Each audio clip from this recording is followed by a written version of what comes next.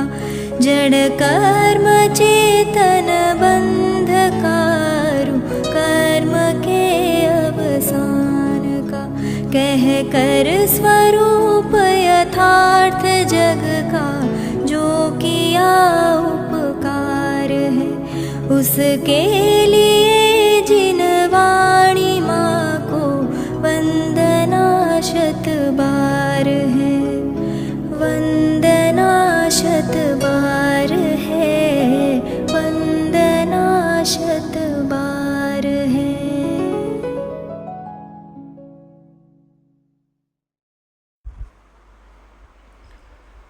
ओम नमः सदेभ्यः ओम नमः सदेभ्यः ओम नमः सदेभ्यः। अहोभाव ग्रंथने आधारे श्रमण संस्कृति मुनिचर्या અને નિર્ગ્રંથ મુનિ ભગવંતોનું અંતરંગ બહિરંગ જીવન એની બધી ઝાંકી અને એ દશા એ અવસ્થા એ ભૂમિકા પ્રત્યે પૂજ ગુરુદેવ શ્રીના ભક્તિભાવ અહોભાવના નામે આપણે સ્વાધ્યાય કરીએ છીએ.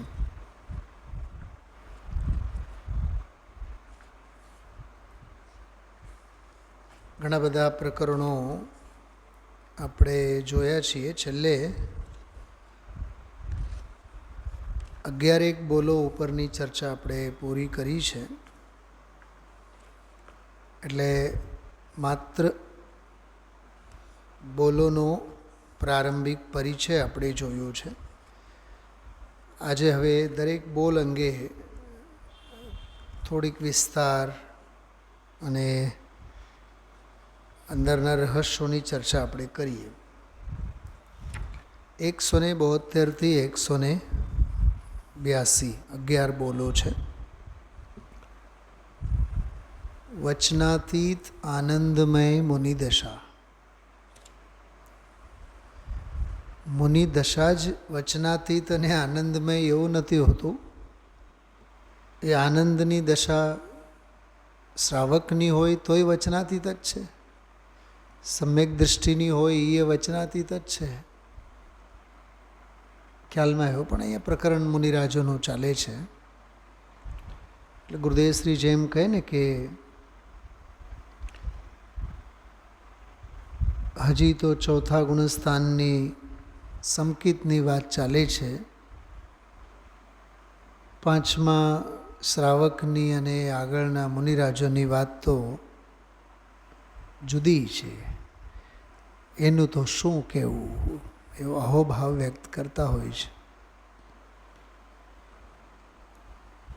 તો એક વાત ખ્યાલમાં આવી હશે. સમ્યક દૃષ્ટિનો આનંદ હોય કે પાંચમા ગુણસ્થાન વર્તીનો હોય કે મુનિરાજોનો હોય, આનંદ તો વચનાતીત જ હોય. કેમ કે આનંદ અનુભવની વસ્તુ છે, કથાની વસ્તુ નથી. વચન વ્યવહારની વસ્તુ ક્યાં છે? વચન અગોચર, અનુભવ ગોચર. શું કીધું ધનજીભાઈ? વચન અગોચર, અનુભવ ગોચર. સમયસારમાં એક બહુ સરસ શબ્દ આવે કે આત્મા કેવો છે. એટલો સરસ શબ્દ છે, સ્વસંવેદ્યમ. એ સ્વસંવેદ્ય છે. એ વાણીનો, વચનનો, પુસ્તકનો, શાસ્ત્રનો, અરે મઠનો, યોગસારની ભાષામાં કહીએ તો કેશ લોંચનો, ઊભા ઊભા આહારનો કે નગ્ન અવસ્થાનો એ વિષય નથી.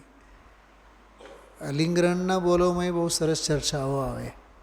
ધર્મનું કોઈ પણ ચિહ્ન જેના વડે ગ્રહાય એવો આ આત્મા નથી. અલિંગ ગ્રહણ 17મો બોલ. ધર્મનો ચિહ્ન એમ લખ્યું છે. યતિલિંગ ધર્મનો ચિહ્ન. એવું એટલું સરસ છે. આપણે જિંદગીભર તો બસ આવું મુનિપનું અમને હજો અને આવું યથીપનું અમને હજો અને બધી બધીને હાથમાં અમે પણ પીછી અને કમંડળ લઈને હા ક્યારે જંગલમાં બોલો આપણે સપના કેવા ને એક લીટીમાં બધા જ સપના ચકનાચૂર બોલો અપૂર્વ અવસર એ ઢાળમાં છે ને બીજું શું છે ક્યારે થઈશું હા હવે અહીંયા એ ના પાડે છે 172 નંબરની ગાથા એનો 17મો બોલ ના પાડે છે જો મુનિ થવાની ના નહીં પણ આત્મા નહીં મળે ધ્યાન રાખો શું કીધું રામજીભાઈ સમજાય છે ગંભીરતા એની આજે ઓલે અષ્ટપાહુડની ગોષ્ઠી ચાલતી હતી સીલ પાહુડ અને લિંગ પાહુડ ઉપર ચર્ચા મને તો એટલા તીવ્ર વિકલ્પ થતા હતા સાંભળતો હતો બપોરે ફોન કરીને કહું કે ગુરુદેવશ્રીનો આ કોટેશન અને આ 17મો અલિંગ ગ્રહણમાંનો 17મો બોલ કોક યાદ તો કરે મહાનુભાવ હા લોનાવળા લિંગોનું એટલે કે ધર્મ ચિહ્નોનું જો તમે કયો આઈડેન્ટિટી કાર્ડ છે તમારી પાસે આત્માની વાત ચાલે છે ચોથા ગુણસ્થાન કે પાંચમા ગુણસ્થાન અમે પંચમ ગુણસ્થાન વર્તી બાલ બ્રહ્મચારી સપ્તમ પ્રતિમાધારી આત્મા સપ્તમ પ્રતિમાધારી હોતો નથી આત્માને પાંચમો ગુણસ્થાન હોતો નથી છઠ્ઠો સાતમો ગુણસ્થાન આત્માને હોતો નથી ગુણસ્થાન જ હોતો નથી આત્મા અરહંત હોતો નથી આત્મા આત્મા હોય છે શુદ્ધાત્મા છે માટે તો સિદ્ધાત્મા છે સિદ્ધાત્મા છે એટલે શુદ્ધાત્મા છે એમ નહીં શુદ્ધાત્મા છે એની દૃષ્ટિ કરે પ્રગટ પર્યાયમાં સિદ્ધાત્મા છે શુદ્ધાત્મા આવિર્ભાવ પામે એનું નામ સિદ્ધાત્મા એ જ ઉજાગર થાય છે બીજું કોઈ નથી શુદ્ધાત્મા જુદો અને સિદ્ધાત્મા વળી પાછો જુદો એમ કાંઈ સુધારા વધારાવાળો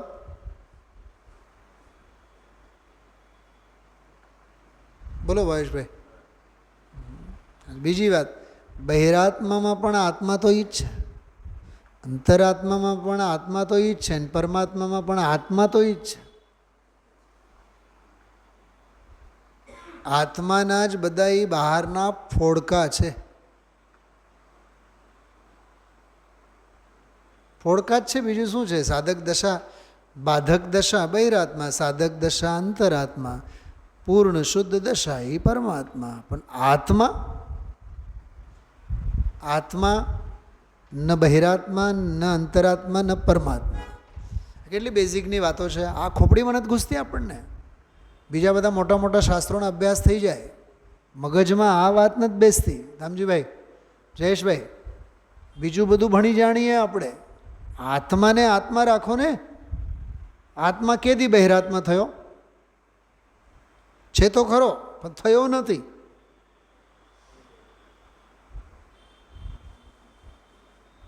અંતરાત્મા ક્યાં થાય છે એ તો આત્માની જે સાધક દશાનું નામ અંતરાત્મા છે આત્મા તો આત્મા જ છે પરમાત્મા પ્રકાશમાં ન કીધું કે અપ્પા સો પરમપ્પા આત્મા જ પરમાત્મા છે ત્યાં પરમ એટલે શ્રેષ્ઠના અર્થમાં બાકી ઓલો સકલ પરમાત્મા અને નિકલ પરમાત્મા એ આત્મા ક્યાં થાય છે એ તો અવસ્થાઓના નામ છે આત્મા અવસ્થાવાળો નથી આત્મા અવસ્થાવાળો નથી આત્મા અવસ્થ છે અવસ્થ એટલે સંસ્થાપિત સુપ્રતિષ્ઠિત અવસ્થ શબ્દ છે ભરિત અવસ્થ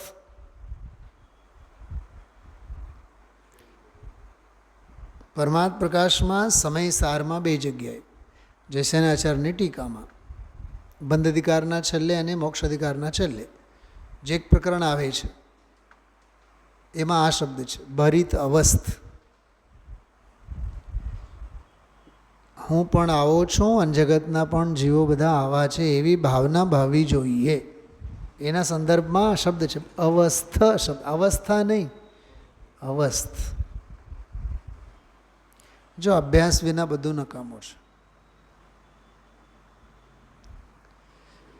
લિંગોનું એટલે કે ધર્મ ચિહ્નોનું ગ્રહણ જેને નથી, બોલો, બધા ચિહ્નો ઉપર ચોકડી મૂકી.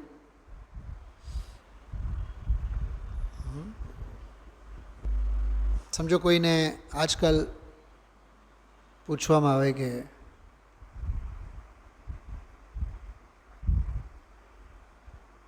તમને કોના વચ્ચેના મેચમાં રસ? હૈદરાબાદ અને રાજસ્થાન રમતું હોય એમાં, કે દિલ્હી અને કલકત્તા રમતું હોય એમાં 10-20 ટીમોનું નામ લે. એ અમને ક્રિકેટમાં જ રસ નથી. તો કોના કોના વચ્ચે એ વાત જ ક્યાં એમ સમજાય છે? કોઈ બાલ બ્રહ્મચારીને એવું પૂછવામાં આવે, ચલો તમને તમારા પોતાના લગ્નમાં તો રસ નહીં, એ તો સમજાણું, પણ ભત્રીજાના લગ્નમાં, ભત્રીજીના લગ્નમાં, સગા ભાઈ બહેનના લગ્નમાં,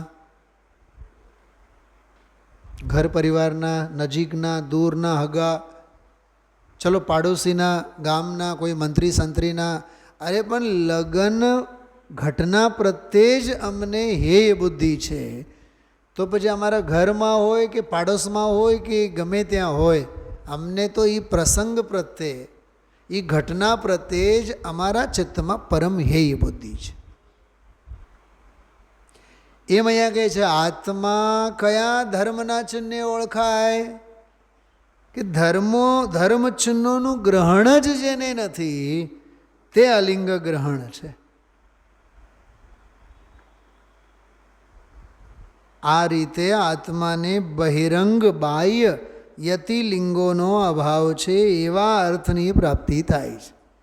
બોલો, એ અષ્ટપાહુડમાં 5 દિવસ સુધી માથું ફોડી ફોડીને દ્રવ્યલિંગ આવું, ભાવલિંગ આવું, દ્રવ્યલિંગ આવું, ભાવલિંગ આવું, પણ આ પ્રકરણને કોઈએ યાદ ન કર્યું.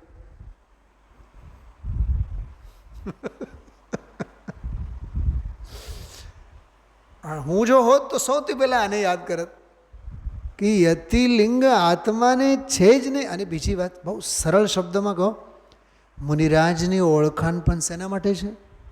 મુનિ દશાની ઓળખાણ શેના માટે છે? બોલો ધનજીભાઈ, બોલો. આટલા વર્ષોની તપસ્યા તમારી ફળશે, બોલો.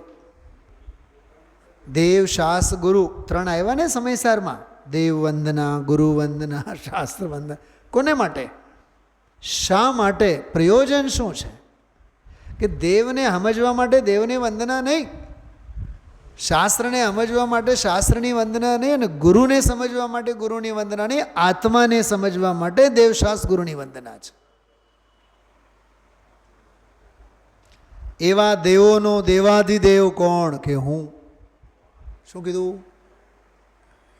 જે દેવોને વંદન કરવામાં આવેલ છે એ દેવોનો દેવાધિદેવ તો હું પોતે છું. અને એ પારાવાર દ્વાદશાંગ શાસ્ત્ર સરસ્વતી અનેકાંતમય મૂર્તિ પ્રકાશતામ નિત્યમેવ પ્રકાશતામ, જે કાંઈ આશીર્વચનો કીધા શાસ્ત્રને એ આત્માની પ્રસિદ્ધિ માટે, શાસ્ત્રની પ્રસિદ્ધિ શાસ્ત્ર માટે નહીં. એમ આ ગુરુની વંદના પર પરિણતિ હે તો મોહનામનો અનુભાવાદ અવિરદમ અનુભાવ્ય વ્યાપ્તિકલ્માશિતાયા મમ પરમ વિશુદ્ધિ સમયસાર વ્યાખ્યૈવ અનુભૂયતે. એ જે કાંઈ કીધું છે એમાં કે અનાદિ કાળથી મોહથી કલ્માશિત અમારી સ્થિતિ છે, પણ અમને વિશ્વાસ છે કે અમને આ પરમ વિશુદ્ધિની પ્રાપ્તિ આ સમયસારની વ્યાખ્યા વડે જ થશે. બધી વાત છે, પણ મુનિપણાને વંદન શા માટે કર્યા? ભગવાન આત્માની ઓળખાણ થાય માટે. કેમ કે સાધક દશા પણ કોની છે? આત્માની છે. દ્રવ્ય ગુણ પર્યાયની વ્યવસ્થાની ભાષામાં. એટલે મુનિપનાની ઓળખાણ પણ આત્માને ઓળખવા માટે છે. જૈન દર્શનનો દરેક પ્રમેય આત્મામાં જઈને ભળે છે. હેડક્વાર્ટર આત્મા જ છે.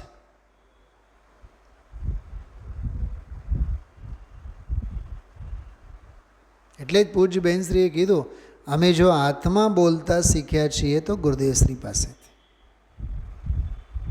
અમે જો જ્ઞાયક બોલતા શીખ્યા છીએ તો ગુરુદેવશ્રી પાસેથી. આવું છે.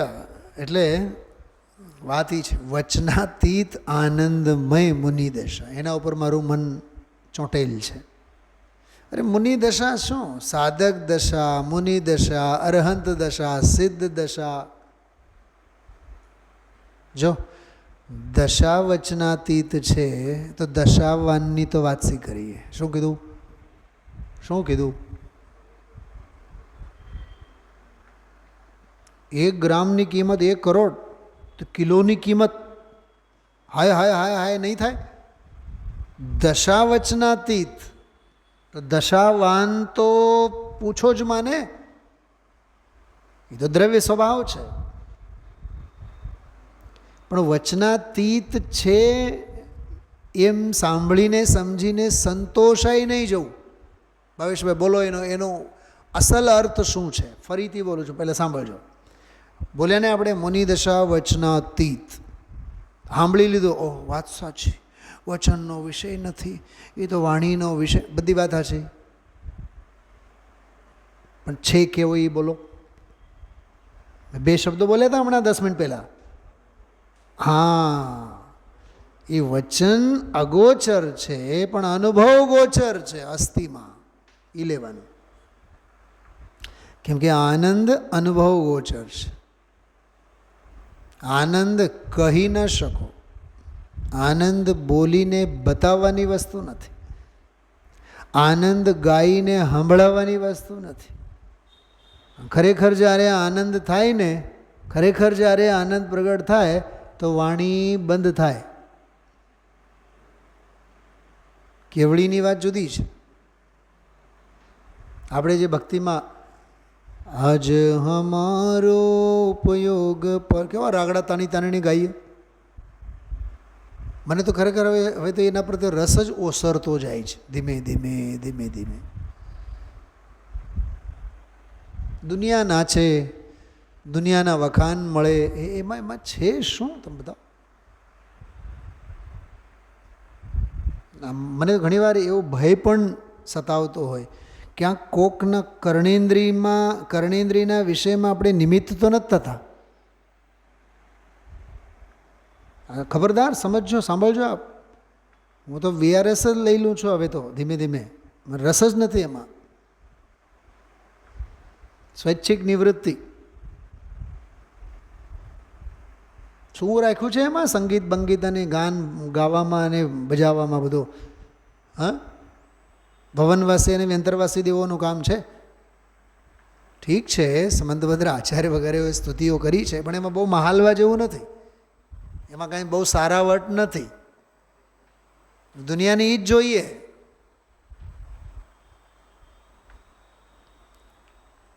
આજે સોમવાર ને તો ગઈકાલે રવિવારે જમણવારી હતી એક પરિવાર તરફથી, પટેલ પરિવાર, તમારી બાજુના જ ઓલા બેન, તો બોલાવ્યા હતા અને જમવા ગયા. અને પછી એક 17-18 વર્ષની છોકરી મને કહે કે પછી એને પરિચય કરાયો, એ દીકરાની દીકરી છે ને આમ છે ને તેમ છે. પછી થોડીક વાર પછી, પંડિતજી અમે તમને સાંભળવા આવ્યા હતા ભક્તિમાં, પણ તમે ગાયું જ નહીં. મેં બેટા મેં તો શરૂઆતમાં ગાયું હતું. મેં કીધું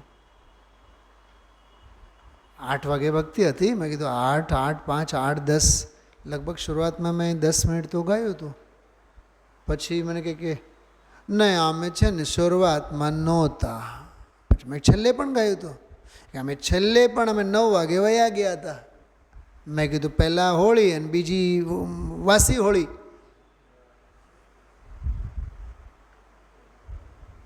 રીતસર ગઈકાલની બનેલી ઘટના.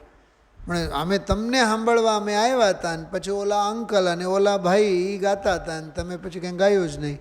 બેટા મેં શરૂઆતમાં ગયો ને છેલ્લે ગયો. મેં કીધું ભાગ્યમાં જ ન હોય તો શું થાય?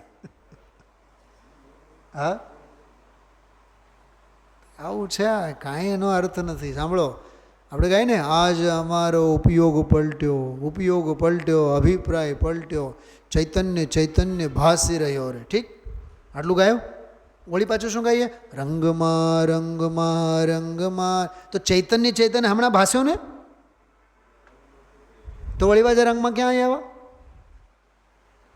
પ્રભુ થારા હિ રંગ, એ વળી પાછું ક્યાંથી આવી વાત? એનો અર્થ ઓલો ચૈતન્ય ભાસી રહ્યો રે, એ બધું આભાસ હતું, એ ભાસ બુદ્ધિ હતી. કેવી બુદ્ધિ? એ વ્યવહારાભાસ હતો. એ કાંઈ ચૈતન્ય કાંઈ ભાષો કાંઈ નહોતો, એ ભાષણમાં હતો, ભાસવામાં નહોતો. કેમકે ચૈતન્ય ભાસવામાં હોય તો પછી રંગમાં ન હોય. બોલતી બંધ થવી જોઈએ ને પછી તો. આવું બધું આપણું પોપડમ ચાલતું હોય ભક્તિઓમાં. કાંઈ ખબર ન મળે શું ગાઈએ છીએ, આગળ પાછળ શેના માટે ગવાય છે, કાંઈ ઉદ્દેશ નહીં, બસ સૂર અને તાલ. તો સૂર અને તાલની તો શાળાઓ ઘણી છે દુનિયામાં. આ તો જગતના સૂર અને તાલ બંધ કરવાની દુકાન છે.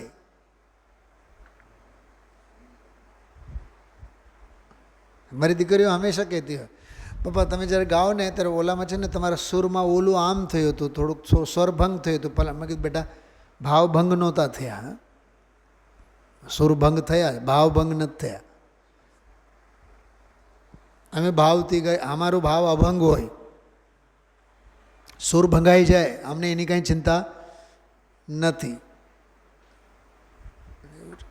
ક્યાંય પડવા જેવું નથી ખરેખર. આવી વૃત્તિવાળા અષ્ટપાહુડમાં મુનિરાજોને ભાંડ જેવા કીધા છે.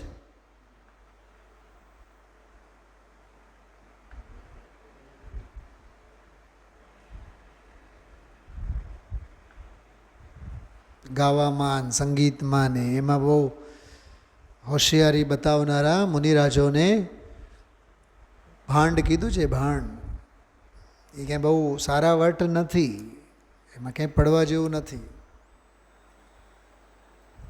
વચન અગોચર, તો વચન અગોચર તો ખરો, પણ અનુભવ ગોચર. તો વચનાતીત કીધું, પણ અનુભવાતીત થોડુંક કીધું. એ અનુભવ ગમે છે. ગુરુદેવશ્રી હમણાં સમયસારના પ્રવચનો શરૂ થયા એના પહેલાં એક વ્યાખ્યાનમાં એક શબ્દ બોલ્યો, ઓહો અગમ્ય વાત છે. વળી પાછું બોલ્યા અગમ્ય ગમ્યની વાત છે. હવે અગમ્ય ને ગમ્ય કેવી રીતે? એક વાર કીધું અગમ્ય, અગમ્ય એટલે જાણી ન શકાય. તો પછી અગમ્ય ગમ્ય એટલે? અગમ્ય ગમ્ય એટલે અનુભવ ગોચર છે, ઇન્દ્રિય ગોચર નથી, એમ એનો અર્થ. સાચી વાત કરું દામજીભાઈ, બહુ દિલથી વાત કરો. કાને આપણે તત્વ સાંભળીને પોતાની જાતને સંતોષ અનુભવીએ છીએ, આપણે સ્વાધ્યાય કર્યું. આંખે શાસ્ત્રો વાંચીને આપણે સંતોષાઈ જવા માગીએ છીએ કે આપણે શાસ્ત્રો વાંચ્યા. શાસ્ત્રો વાંચન અને શાસ્ત્રોનું શ્રવણ એ સ્વાધ્યાય છે જ નહીં. ઇન્દ્રિય વૃત્તિ છે, ઇન્દ્રિય વિષયની વૃત્તિ છે, ઇન્દ્રિયનો વિષય છે, એ અતિન્દ્રિય વિષય જ નથી. એટલે વચનાતીત આનંદમય મુનિદશાઓ. એટલે અસ્થિમાં બોલીએ તો અનુભવ ગોચર. જો આનંદ માણવાનું જ હોય ને, શું કીધું? હા, આનંદને માણી જ શકો ને તમે. આનંદ માણવાની જ વસ્તુ છે કે નહીં? બતાવો. આપણી સામે કોઈ રસ પીરસે ને, પછી ઘણા વાતોડિયા હોય, એ પૂછે કઈ જગ્યાથી કેરી લાવ્યા, કેટલા ન લાવ્યા, પછી આમાં શું શું નાખ્યું છે. પછી એમાં જો એ બહુ ચિરપરિચિત અને ઓળખીતા જાણીતા હોય ને, તો એ એમ કે અત્યારે તમે રસ માણો, પછી માંડીની વાત કરીએ. તમારે ઝાડ ગણવા છે કે સમજાય છે? અત્યારે ગણવા નહીં બેસો, કેરી ક્યાંથી લાવ્યા અને કઈ જગ્યાથી લાવ્યા અને શું ભાવે લાવ્યા. અત્યારે તો તમે રસ પીરસ્યું છે ને એ માણો. તો આનંદ તો માણવાની વસ્તુ છે ને. પણ એ વચનાતીત જે કીધું એ ભાષણમાં નહીં આવે. એ ભાષણનો વિષય નથી, ભાવ ભાષણનો વિષય છે એમ. ચલો હજી તો ટાઇટલ ઉપર જ આપણે બધી વાત કરી. આવું આમ બેસીએ ને મસ્તીથી જ્યારે આપણે અર્થ કરવા માટે, ત્યારે ખુલે બધું. दिगंबर मुनि दशा का स्वरूप त्रिकाल एक ही प्रकार का है. कोई काल એને કહેવાય અબાધિત, નિરાબાધ. કાળથી ખંડિત ન થાય. ન દ્રવ્યેન ખંડયામી ન કાલેન ખંડયામી, એમ અહીંયા કહે છે. મુનિદશાનું જે સ્વરૂપ છે, બહિરંગ સ્વરૂપ, અંતરંગ સ્વરૂપ. ભાવેણ હોય નગ્ગો, ભાવથી જ નગ્નત્વ છે, તો ભાવથી જ નગ્નત્વ છે. એમાં પછી કોઈ બાંધછોડ નથી. એ પછી કાળ ગમે તે હોય. એટલે અંતરંગ અને બહિરંગ, ખરેખર તો આમાં દિગંબર મુનિ દશાનું જે સ્વરૂપ છે, આપણે સ્વરૂપની વાત કરીએ,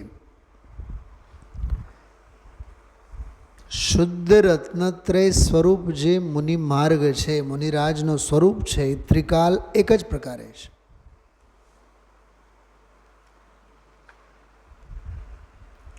અબ્રદ્રવ્ય સંગ્રહમાંથી છે, એટલે એની પદ્ધતિ, એની રીતિ એક જ છે. એની વાત છે, जिसे आत्मा का साक्षात्कार हुआ है, अनुभव, साक्षात्कार એટલે अनुभव, स्वानुभव, जिसे मन वाणी एवं रागादि से रहित अमृत का अनुभव हुआ है, वह मुनिपना है. કેટલું સરસ! સ્વરૂપનો સાક્ષાત્કાર થયો હોય અને અમૃતનો, પણ એ અમૃત કેવો? રાગાદિથી રહિત.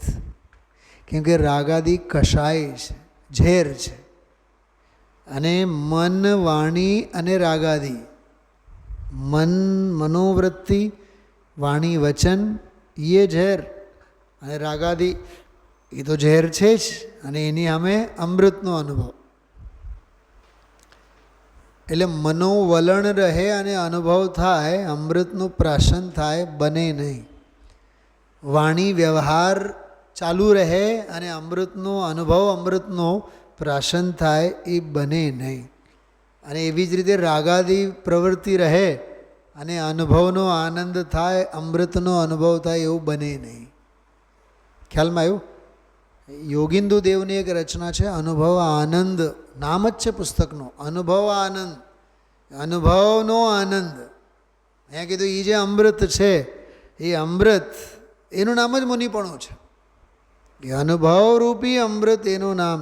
જેમ આપણે કળશો માટે કહીએ કળશામૃત, કળશરૂપી અમૃત, અથવા કળશોમાં જેમાં અમૃત ભરેલું છે. અને આચાર્યનું નામ એ અમૃતચંદ્રાચાર્ય છે. તો કેટલું સરસ છે. હવે મન જેટલું દોડે, સમજો ઝેર એટલું ચડે. વાણી વિલાસ જેટલો, જો વાણી વિલાસ, આહા શું શબ્દ આવ્યો? વાણી વિલાસ જેટલો, ઝેર એટલો ચડે. કેમ કે માર્ગ ચૈતન્ય વિલાસનો છે, વાણી વિલાસનો નથી. આપણે વાણી વિલાસ કરીએ, ફલાના વ્યાખ્યાન થયા ને ફલાની ગોષ્ઠી થઈ, ને આનંદ ગોષ્ઠીનો વિષય છે કે ગોષ્ઠી બંધ થવાનો વિષય છે? હા, ગોષ્ઠી કથા કુતૂહલ વિઘટે, મન પંછી મર જાવે. આવો તો આનો અનુભવનો આનંદ હોય છે. ગોષ્ઠી કથા, કથા ગોષ્ઠી, કુતૂહલ વિનસે. કોની સાથે વાર્તાલાપ, કોને માટે વાર્તાલાપ, કોને માટે બોલવાનું?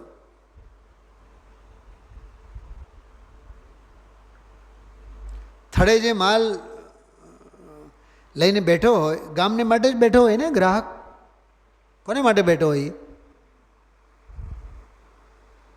ગ્રાહક નામની કોઈ પંખી જ નહીં આવે. એ પાથરણો પાથરીને કેટલા દિવસ બેસશે? થડ જ નીકળી જશે, ત્યાંથી ઉખડી જશે, થડ જ ઉખડી જશે. પૂજપાદ આચાર્ય લખ્યું છે, હું જેને માટે હું જે બોલું છું, જેને હું સંભળાવું છું, એ સાંભળે એવું નથી. જે સમજે એવું છે એ સાંભળતો નથી. ખ્યાલમાં આવે છે? હા, એવું છે. વાણી વિલાસનો વિષય જ નથી.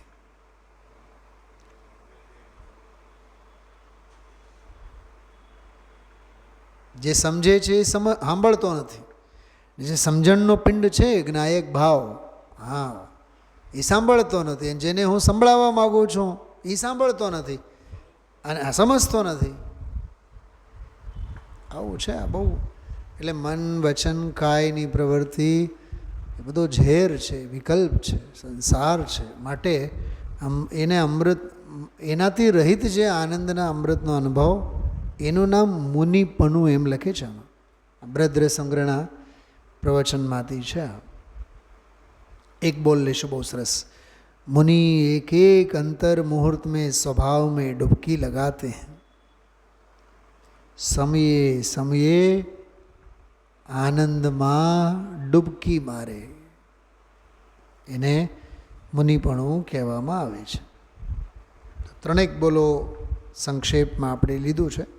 બાકી તો અનુભવ ગોચર, માણવા જેવો, ગળા ડૂબ થઈને એને આનંદવા જેવો એવો આ મુનિપનાનો આખો અદ્ભુત પ્રકરણ છે. સાથે પ્રવચનસાર, ચરણાન્યોગ સૂચક ચૂલિકા, મૂલાચાર, ભગવતી આરાધના અને અષ્ટપાહુડ, ચારેક શાસ્ત્રોને આધારે મુનિપનાનો જો અભ્યાસ કરવામાં આવે તો ખરેખર આમ જીવન ધન્ય બની જાય આપણા. ઓમ નમઃ સિદ્ધિભ્ય.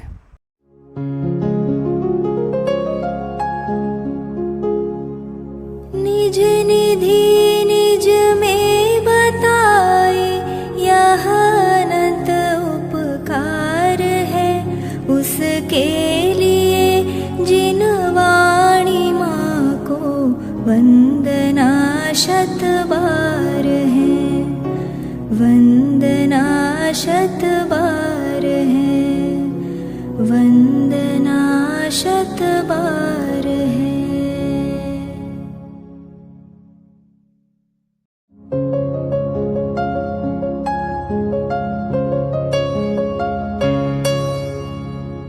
जिन वाणी भारती तो ही जपो दिन रैन, जो तेरी शरणा गहे सो पावे सुख चैन.